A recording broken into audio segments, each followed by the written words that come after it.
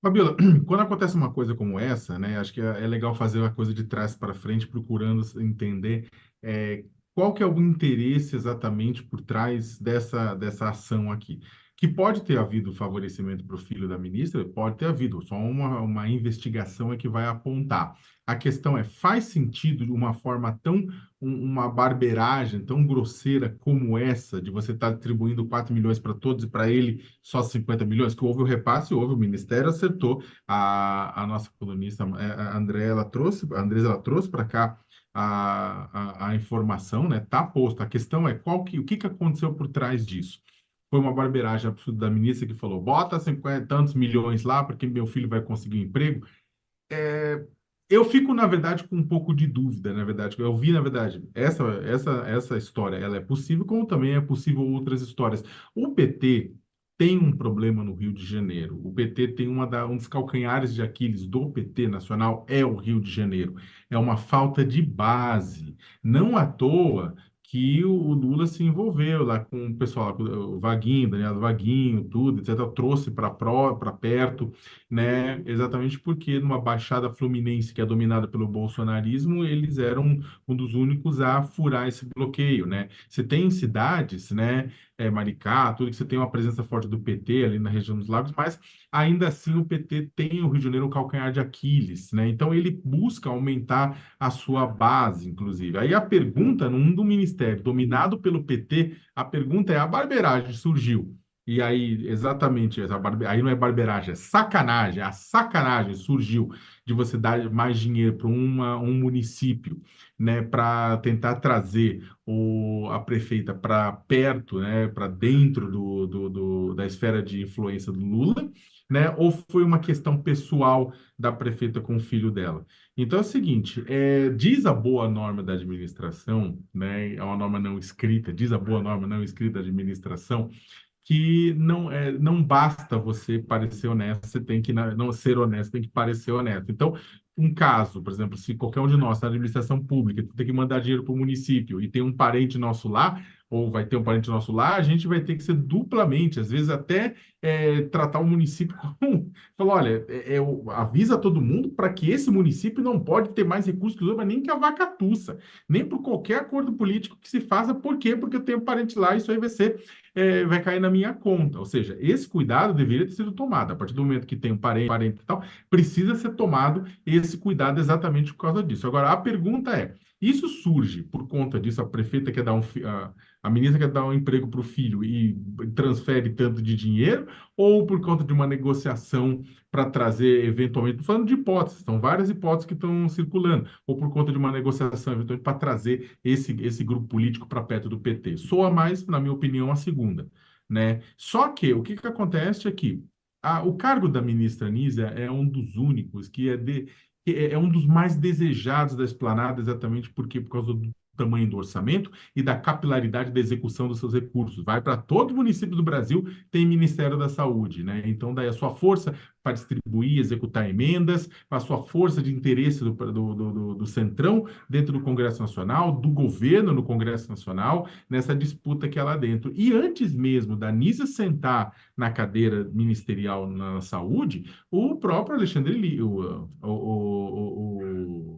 o Arthur Lira, outras lideranças do Centrão no Congresso Nacional já desejavam loucamente aquela cadeira também. Houve uma demanda para o PT, para o Lula, para a saúde. O Lula falou: não, eu não posso dar isso aqui. Acabou de acontecer uma pandemia doida, morreu 700 mil pessoas. Eu não posso dar isso aqui, eu preciso dar para um ministério técnico. Desde então, a Anísia vem sendo bombardeada. E aí, quando há elementos que justifiquem esse bombardeio como isso agora, as coisas ficam mais difíceis, né? E aí acho que é importante o pessoal colocar um ponto que é o seguinte: o Lula ele vai afagar, ele vai apoiar a Anísia. A Anísia é uma excelente profissional, ninguém nega isso, tem uma longa ficha de serviços prestados pela saúde no Brasil. Agora, é claro que o presidente se ressente também do fato de não ter alguém que faça articulação política de fato, que seja um técnico que entenda a área, a medicina tecnicamente, mas alguém que também faça articulação política, exatamente porque quando você não faz articulação política no ministério, alguém dentro do ministério faz por você. E aí é a questão ligada ao que eu estava falando anteriormente. Quando você não faz, alguém faz, e aí a caneta final é sempre do ministro, que muitas vezes, infelizmente, nem lê o que está assinando. Então, eu acho que esse é o ponto. E aí tem surgido, para terminar, Fabio, tem surgido na Bolsa de Apostas de uma reforma ministerial que aconteceria até o final do ano, né? Inclusive o nome do ministro que cuida da articulação institucional da presidência, Alexandre Padilha, pro lugar da Anísia, ele que é médico, e aí juntaria o técnico e o político. O Sakamoto, até pegando no ponto de partida da tua análise, né? Você falando é melhor ver de trás para frente. Para esclarecer essa história, seria de repente importante a Anísia trazer um pronunciamento, porque só por uma nota do Ministério dessa maneira, se realmente não teve nada a ver, né? Justificada onde veio, se explicar melhor, para ter transparência nesse caso, né? Porque não está explicado, né? Não, eu, na minha avaliação, sim, né? A melhor coisa seria exatamente ela trazer a explicação dentro do pacote, já fazer uma coletiva à imprensa, e explicar, olha, não tem nada a ver com isso, aconteceu isso, isso e isso, né? Não tem a ver por causa de se falar, se explicar, jogar pinho-sol, jogar desinfetante é sempre bom, tu traz as coisas à luz, né? E isso faz parte do que a gente espera na democracia, né? Não é um escândalo para derrubar a ministra se ela explicar e houver uma explicação boa. A questão, Fabiola, é se, não houver uma explicação boa pessoalmente falando, e dois, se essa explicação, se ela vir a público explicar, significar colocar, por exemplo, alguém do PT na fogueira, alguém que fez toda essa articulação, eventualmente, para acontecer isso e trazer o grupo político da atual prefeita para dentro da esfera de influência do Partido dos Trabalhadores. Então, essa é a pergunta. Falar é sempre bom. Falar só não ajuda quando você não tiver o que falar, ou se, por exemplo, isso prejudica o grupo em que você está inserido. Tem essa, né? E é complicado, viu? É complicado até porque é o seguinte: é claro que se você for ver, você tem municípios do Brasil que recebem mais dinheiro que os outros exatamente por conta do envio de emendas, né? E você tem os nomes poderosos no Congresso, as lideranças, os grandes nomes, mandam muito dinheiro para suas regiões por emenda, né? Isso aí não tem a dúvida nenhuma, é totalmente desequilibrado. Isso também é importante que o pessoal saiba. O dinheiro que vai para os municípios por emenda, tem municípios que são de opositores que recebem muito pouco. Agora, no governo Lula, assim como era no governo Bolsonaro, recebia pouco de emenda opositor e quem estava do lado recebia uma grana violenta. A questão neste caso é que acabou exatamente por conta de uma articulação interna ao Ministério da Saúde, Cabo Frio recebendo mais dinheiro do que o próprio Congresso repassou para suas bases, né? Naquela linha específica. Isso também gera ciumeira e mais uma razão para tentar derrubar a Anísio e colocar alguém do Fabiola, Centrão. É, Fabiola, se você me permite uma observação muito rápida, tem certas coisas que uma administradora pública não pode permitir, né? Essa, por exemplo, de uma liberação de recurso. Ninguém está imaginando que a ministra está embolsando dinheiro, que trocou a nomeação do filho pela liberação de 55 milhões, mas ela tem que ter ciência de que ocupa o posto de ministra da Saúde. Está liberando 55 milhões para um determinado município. Não é razoável que o filho dela, dias depois, vire secretário daquele município. Imaginar que ninguém vai explorar isso politicamente é muita ingenuidade, né? A ministra estabeleceu um ritmo mais lento na liberação de emendas dos parlamentares e, diante de queixas, argumentou que a análise estava passando por critérios técnicos. Era uma análise técnica e que não dava para jogar dinheiro pela janela. Muito adequado. No final do ano, baixou uma portaria, tornando ainda mais criteriosa a divulgação dos recursos, apertou ainda mais o parafuso. Aí, de repente, vem 55 milhões para um município, atropelando a portaria da própria ministra. Imaginar que ninguém vai olhar isto, ninguém vai reparar, que vai ficar por isso mesmo, com um centrão ali de olho na poltrona da ministra, já enxergando parafusos frouxos na poltrona dela. É muita ingenuidade. Afora a ingenuidade exacerbada, há erros mesmo.